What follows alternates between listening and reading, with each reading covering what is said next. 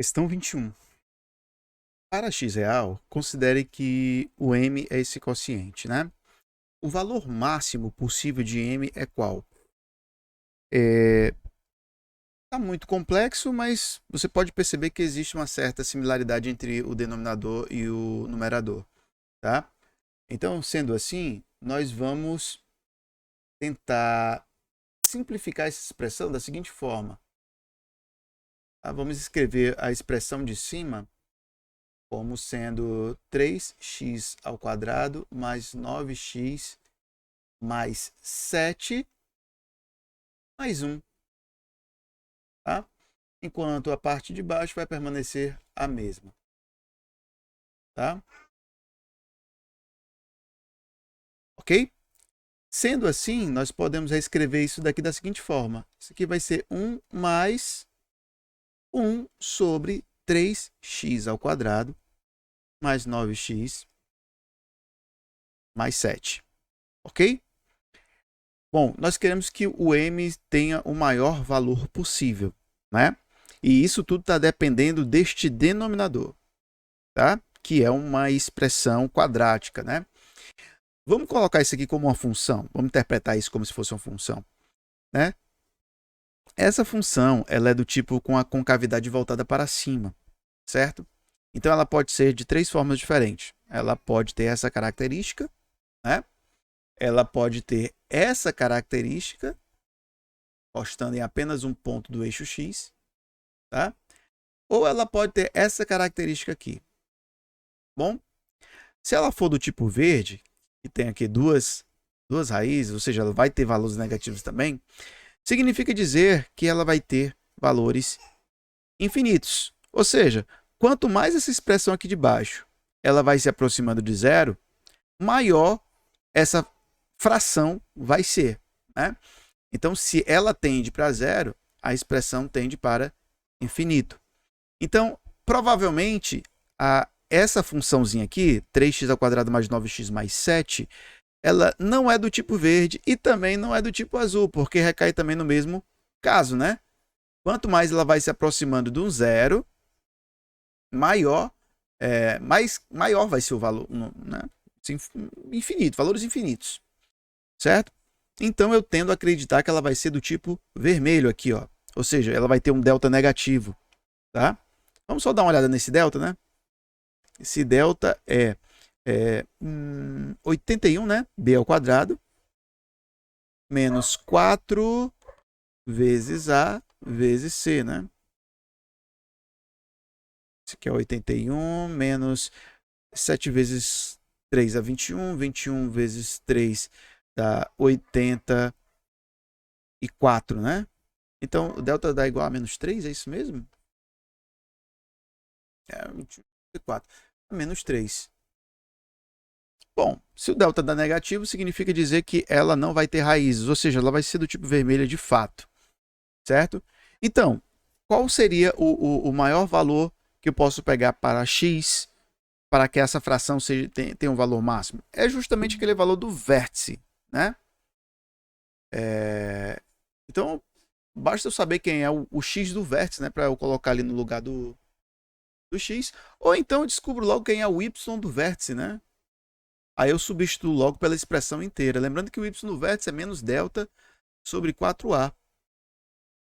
Né? O delta é menos 3, né? Então o y vértice vai ser igual a 3, né? Sobre 4 vezes 3. Isso aqui vai ser igual a 1 quarto. Então a gente pode trocar a expressão inteira por 1 quarto. Você poderia também calcular o x do vértice, né? X do vértice, que é menos b sobre 2a. Né? 6, isso aqui vai dar menos 3 meios.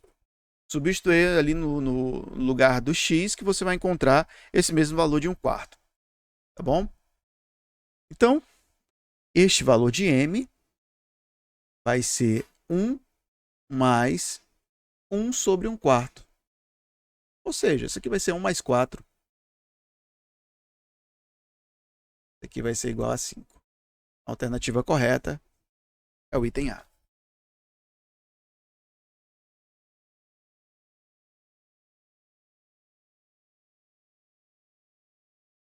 Questão 22. Marta faz parte de uma comissão. Desta comissão, serão escolhidos aleatoriamente 3 pessoas para formar um conselho. Sabendo que a probabilidade de Marta ser escolhida é de 50%, a quantidade de pessoas da comissão é igual a quanto? Bom, para saber quantas pessoas tem nessa comissão, basta a gente tentar calcular a quantidade de combinações que a gente pode fazer de 3 pessoas, né? Eu não sei quantas pessoas ao todo tem na comissão, mas eu sei que nesse conselho vai ter 3, certo? Ou seja, eu posso formar um total de n fatorial dividido por 3 fatorial vezes n menos 3 fatorial de conselhos distintos, tá? Mas a gente quer que Marta esteja nesse conselho, né? Então, basta eu escolher aleatoriamente dentre os restantes apenas 2, né? Uma combinação do que restou com esses 2, né? Então, essa combinação vai ser de n menos 2 pessoas, n menos 1 pessoa, perdão, 2 a 2. Ou seja, vai ser n menos 1 fatorial dividido por 2 fatorial vezes n menos 1 menos 2, né? Ou seja, n menos 3 fatorial. Tá? A probabilidade de Marta estar nesse conselho é de 50%, é de 1/2, né? Como é que a gente calcula a probabilidade? É o número de casos favoráveis, ou seja, esse aqui que está com a setinha azul, dividido pelo total de casos, esse daqui que está com a setinha verde. Então, vamos calcular essa probabilidade. Vai ser n menos 1 fatorial sobre 2 fatorial vezes n menos 3 fatorial, dividido pelo total de casos, né? Que é quem? É n fatorial sobre 3 fatorial vezes n menos 3 fatorial. Tudo isso daqui tem que dar igual a 1/2. Bom? Vamos lá. Como é que a gente pode simplificar isso daqui? Eu posso começar cortando esse cara aqui, ó, n menos 3 com esse n menos 3, né? Acho que facilita bastante. Deixa eu fazer o produto dos meios com o produto dos extremos também. Eu acho que também é uma coisa que vai facilitar bastante. Então, o que é que a gente vai ter? A gente vai ter 2 vezes, né? 2 vezes n menos 1 fatorial dividido por 2 fatorial, que é 2, né? Vou colocar logo assim. Isso vai ser igual a n fatorial dividido por 3 fatorial, que é 6, né? Corta esse cara com esse cara aqui também. Eu vou desenvolver esse n até chegar no n menos 1. Então, vai ficar n menos 1 fatorial igual a n vezes n menos 1 fatorial dividido por 6. Então, se eu cortar esse cara com esse cara, eu termino dizendo que o 1 vai ser igual a n sobre 6. Ou seja, o número de pessoas dessa minha comissão é igual a 6. Então, a alternativa correta é o item A.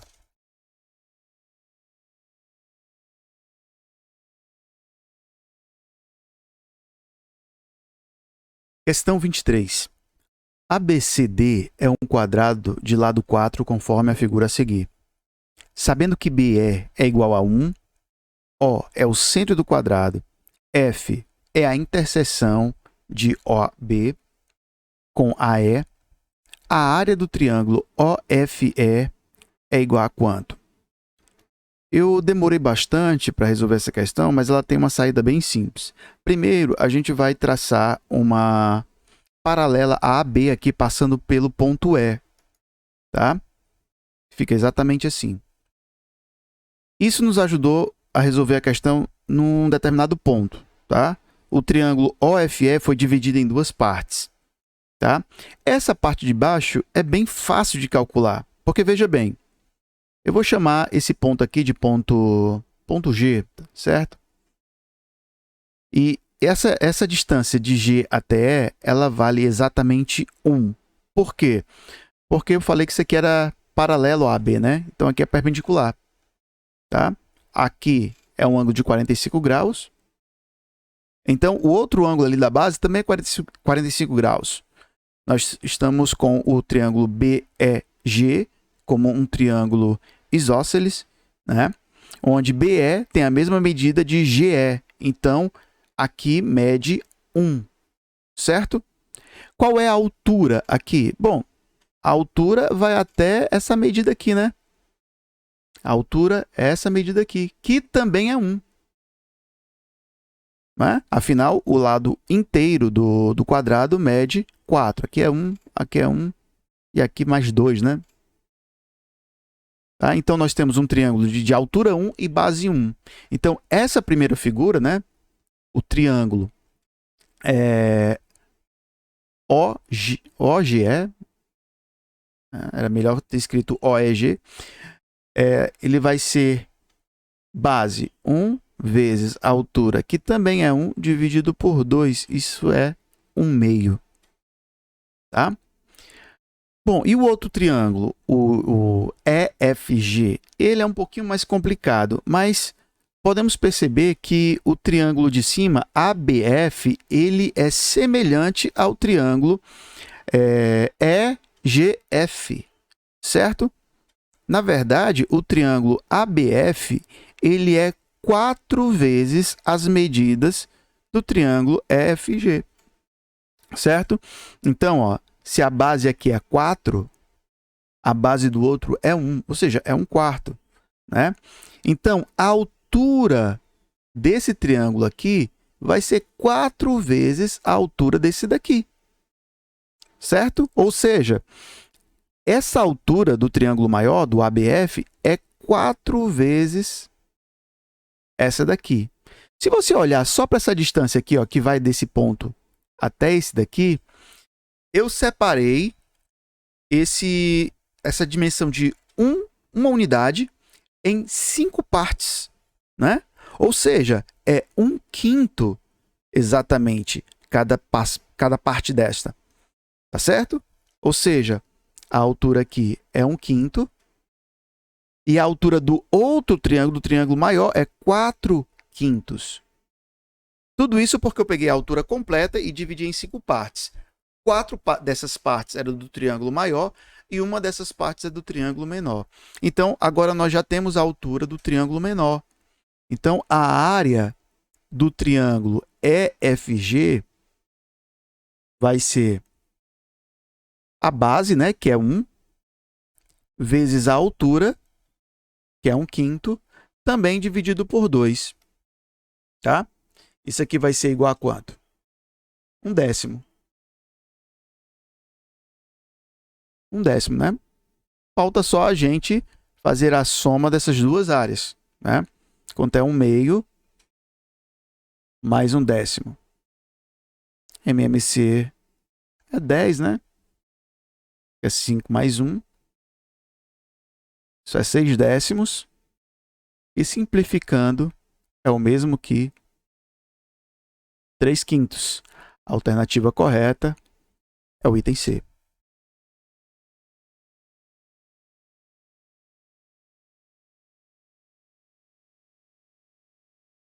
Questão 24. Uma ampliação faz com que a área de um triângulo equilátero aumente 21%. Sabendo que o triângulo continuou equilátero, o aumento do raio do círculo inscrito no triângulo foi de quanto? É o seguinte, nós estamos falando de duas grandezas aqui de naturezas diferentes. Por exemplo, a área. Né? A área ela é bidimensional, né? Ela tem medidas horizontais e verticais, por assim dizer. O raio não. O raio ele já é unidimensional. Tá? Ele só cresce em uma dimensão. Então, assim, eu não posso dizer que o raio também vai aumentar em 21%. Bom, eu posso dizer que a área do círculo inscrito dentro desse triângulo vai aumentar também 21%. Então é o seguinte, como ela aumenta só em uma dimensão e não em duas, esse aumento aqui de 21%, que a gente vai representar por 121, por que 121? Isso aqui é os 100%, ou seja, era o tamanho original, mais os 21% de acréscimo. Tá? Nós vamos dizer que esse 121 aí vai, em uma dimensão, projetar um tamanho de raiz de 121. Ou seja, o raio do novo círculo vai aumentar isso daqui do raio anterior. Ou seja, lembrando que isso aqui é 121%, tá? 121%. Então, a raiz quadrada de 121% vai ser... Aqui vai dar 11, né? A raiz quadrada de 121 é 11. E a raiz quadrada de 100 é 10. Né? Então, o novo raio vai ser 1,1 do raio original.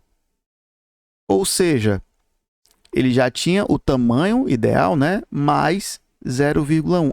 Esse daqui foi o crescimento. Tá? Ou seja, 1/10, na verdade, 10%. A alternativa correta é o item E.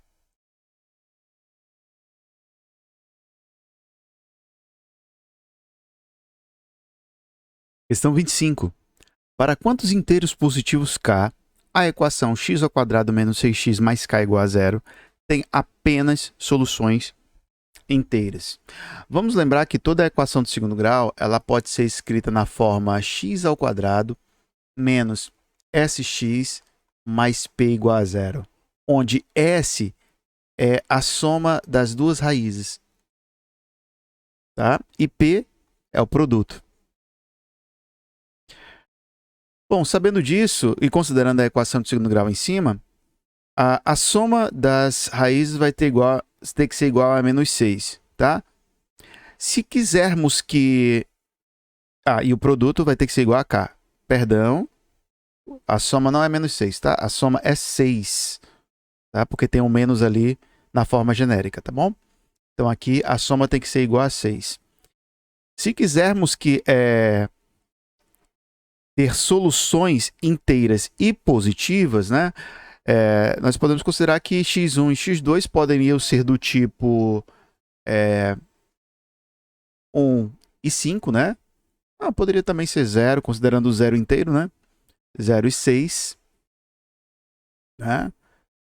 2 e 4, 3 e 3, né? Mas o produto teria que ser igual ao valor k, né? Teria que ser igual ao valor k. Nesse caso, 0 vezes 6 seria igual a 0. Então, k seria igual a 0, né? Nessa primeira situação. Na segunda situação, o k seria igual a 5, correto? Na terceira, ele seria igual a 8, né? E a última, ele teria que ser igual a 9, né? Mas pelo que eu estou vendo aqui, tem que ser inteiro positivo, né? Então, a primeira a gente pode desconsiderar. Então, tem apenas soluções. Nós teríamos aí 3 soluções, né? A alternativa correta é o item B. Uma outra forma também da gente fazer essa questão é a gente indo e resolvendo aqui do ponto de vista mais arcaico, né? Vamos atrás do delta. O delta é b², né? 36 menos 4ac, né? 4k. Ok. Pela formulazinha resolutiva, o x vai ser igual a menos b, né? 6, mais ou menos a raiz quadrada de 36 menos k, 4k, perdão, dividido por 2 vezes a, né? Que é 2. Botando o 4 aqui em evidência e calculando a sua raiz, o x vai ser igual a 6 mais ou menos 2, raiz quadrada de 9 menos k, dividido por 2. Dividindo tudo por 2, o x vai ficar igual a 3 mais ou menos raiz quadrada de 9 menos k. Ou seja, o k deveria assumir um valor que, na hora que eu tirar esse valor de 9, eu tenho uma raiz quadrada perfeita, né? Um quadrado perfeito. Então, esse k ele poderia ser 0? Poderia, mas aí a raiz ia ser, né, 0, ia ser nula, né? Então, uma das raízes seria nula. Então, não viria a calhar, tá bom? Poderia ser, deixa eu ver, outro quadrado perfeito menor do que 9, seria o 4, né? Então, o k aqui poderia assumir o valor de 5, né? Ele poderia também assumir o valor de 8, né?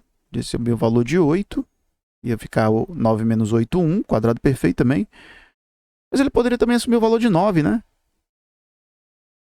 9 ia dar duas raízes iguais a 3. Também poderia ser. Ou seja, encontramos também 3 valores para cá, né? E, de novo, a alternativa correta é o item B.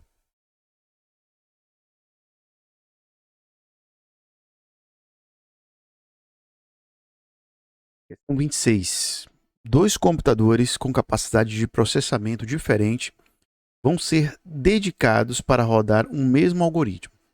Um deles, trabalhando sozinho, completaria o trabalho em 4 horas. O outro, sozinho, levaria 6 horas. Os dois computadores, trabalhando juntos, concluiriam o trabalho em quantas horas? Essa questão é semelhante a uma já realizada nesse exame, que é aquela questão que envolve o tanque e as duas torneiras, né? Tem um determinado computador que, para rodar um algoritmo, ele leva o total de 4 horas. Né? O outro, para rodar o mesmo algoritmo, ele leva 6 horas. Tá? É uma questão também de velocidade, ou, se preferir, taxa de variação. Né? Agora, os dois rodando juntos, qual a velocidade que eles iam operar? Né? Levando em consideração que os dois levariam diretamente o processamento para frente, né? Diferentemente da questão do tanque, né? Enquanto uma despejava água no tanque, a outra tirava. Né? Então, somando aqui as duas velocidades, nós vamos ter um MMC de 24, né? Ou melhor dizendo, 12, né? Vou voltar aqui. 12, isso daria 3, né? Mais 2, isto é 5 dozeavos. Certo. 5 dozeavos em... Deixa eu ver, dividindo em cima e embaixo por 5. Dividindo em cima e embaixo por 5, o que a gente ia obter? Em cima nós teríamos 1, né? Esse é o objetivo, encontrar o número 1 em cima, para encontrar uma fração unitária, se bem que frações unitárias o denominador é um número inteiro também, inteiro positivo. E embaixo nós teríamos 2,4. Ou seja, para resolver um algoritmo, os dois juntos levariam 2,4 horas. Então, a alternativa correta seria o item B.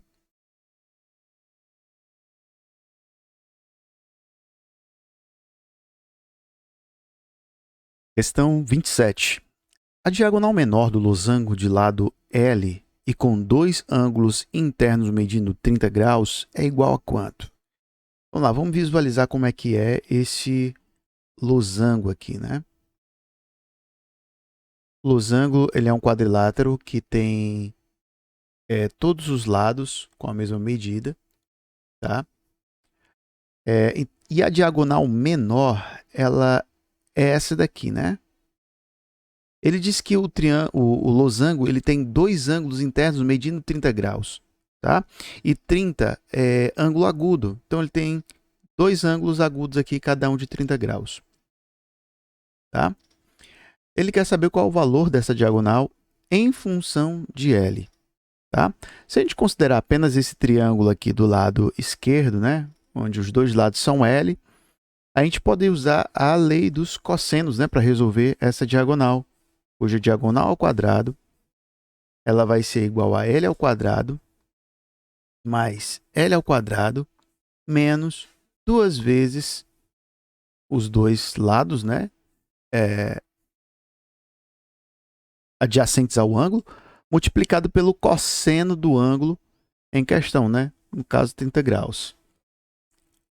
Então, diagonal ao quadrado vai ser 2L ao quadrado menos 2L ao quadrado vezes o cosseno de 30 graus, que é raiz de 3 sobre 2, né?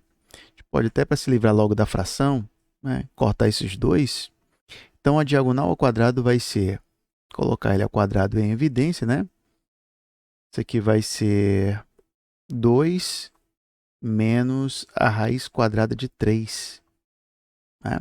Logo, D vai ser a raiz quadrada de L ao quadrado vezes 2 menos a raiz quadrada de 3, né?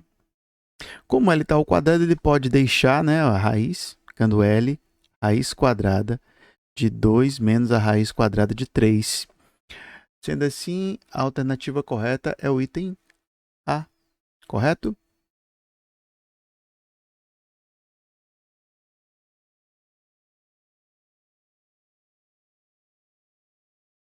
Questão 28.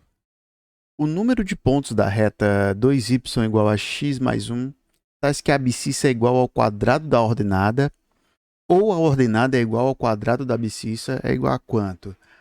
Vamos lá. Ele está querendo dizer que ou o x vai ser igual ao quadrado de y, ou o x ao quadrado vai ser igual a y. Então, isso foi isso que eu estou entendendo. A ordenada é igual ao quadrado da abscissa. Ok, então vamos levantar as duas hipóteses, né? Primeiro, se o x for igual a y ao quadrado, né? Então, nós temos que o 2y vai ser igual a y ao quadrado mais 1, né? Isso equivale a dizer que y ao quadrado menos 2y mais 1 é igual a 0, né? Isso aqui é o quadrado da soma, né? Desculpa, o quadrado da diferença. Então, nesse caso aqui, o y vai ser igual a 1. Né? Se o y vai ser igual a 1, o x também vai ser igual a 1. Então, o ponto em questão é o ponto 1, 1. Né? Esse é o primeiro ponto. Só tem ele. Pelo menos para essa condição. Vamos olhar a segunda condição aqui. Ó. X ao quadrado vai ser igual a y. Né? Então, eu posso deixar que x ao quadrado é igual a x mais 1. Né? Trago tudo para aqui para o primeiro membro. 2x ao quadrado mais, não, menos x menos 1 é igual a 0. O delta para esta equação vai ser b ao quadrado, né? 1 mais ou menos não, menos 4ac, né? 4 vezes 2, 8. 8 vezes menos 1 vai dar 8, né? Então, o delta vai ser igual a 9. Pela fórmula resolutiva, isso aqui vai ser menos b, né? 1 mais ou menos a raiz quadrada de 9, que é 3, sobre 2 vezes a, né? Então, nesse caso, x1, né? É 1 mais 3, 4. 4 dividido por 4 vai dar 1. E o outro x2 vai ser 1 menos 3 vai dar menos 2, né? Menos 2 dividido por 4, menos 1 meio. Se o x1 for 1, o y também vai ser 1, né? Então, seguindo a setinha aqui, ó, esse cara vai gerar o ponto 1 e 1. Já esse cara aqui, né, quando o x for igual a menos 1 meio, o y vai ser igual a 1 quarto, né? Isso, 1 quarto. Então, seriam 3 pontos. Seriam 3 pontos se esse ponto não fosse igual a esse, né? Então, na verdade, nós temos 2 pontos apenas. Então, a alternativa correta é o item C.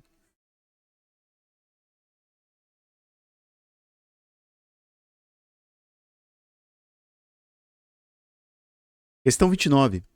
Se U e V são as soluções da equação x² menos sx mais p igual a 0, com P diferente de zero. Então, o menos V ao quadrado é igual a quanto? Vamos lá, nós nessa prova já falamos sobre soma e produto de equação do segundo grau. Então, não vai ser tão difícil. Bom, o menos V ao quadrado, a gente pode usar produto notável para dizer que isso aqui vai ser U ao quadrado menos 2UV mais V ao quadrado, correto? Bom, vamos lá, já temos um produto aqui, né? A gente pode dizer isso aqui também, né? U ao quadrado mais 2UV mais V ao quadrado. Só que aqui a gente trocou o sinal, né? Então, para corrigir isso, a gente vai colocar menos 4UV aqui. Ok? Isso daqui é um binômio também, né? É um quadrado perfeito. A soma de um quadrado perfeito. Menos 4UV. Aqui nós temos a soma das duas raízes, né? Então, isso aqui vai ser S ao quadrado menos... Aqui nós temos o produto das duas raízes, né? Então, 4P. Então, isso é S2 menos 4P, que é a alternativa A.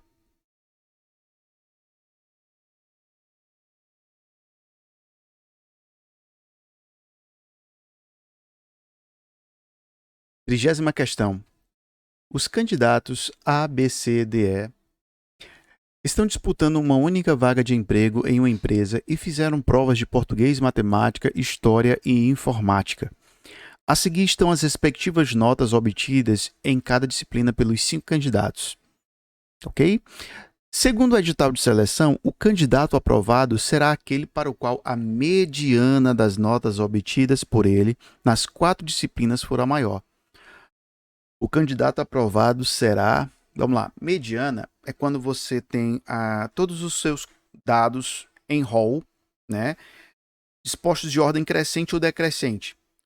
A mediana será exatamente o termo central, caso ele tenha um número ímpar de elementos. Mas caso ele tenha um número par, a mediana vai ser a média aritmética dos dois termos centrais. Aqui nós temos um conjunto par, né, para cada candidato. Então, antes de tudo, a gente vai ter que deixar eles de forma crescente, tá? Aqui já está, né, no candidato A, e os termos centrais são 34 e 34. Logo, aqui a mediana, né, vou colocar aqui na parte de baixo para não bagunçar muito ali em cima. A mediana aqui é o próprio 34.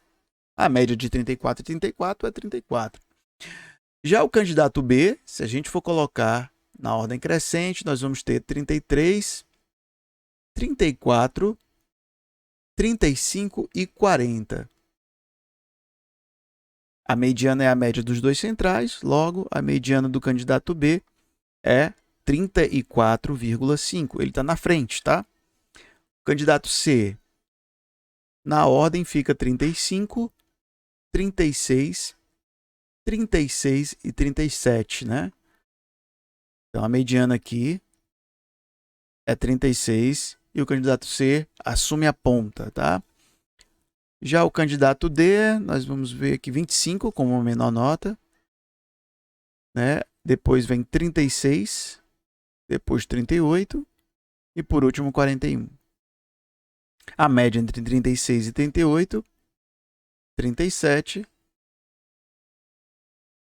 E por enquanto, o candidato D está com a vaga, né? E o último candidato, 17, 27, 37 e 42, né? Já sabemos qual vai ser a resposta. Mas ainda assim, a mediana aqui do último candidato é 27 mais 37, né? Dividido por 2. 27 mais 37 é 64. E 64 dividido por 2 é 32. Tem a menor média de todos. Então, a maior mediana é do candidato D, logo, ele vai ser aprovado, tá?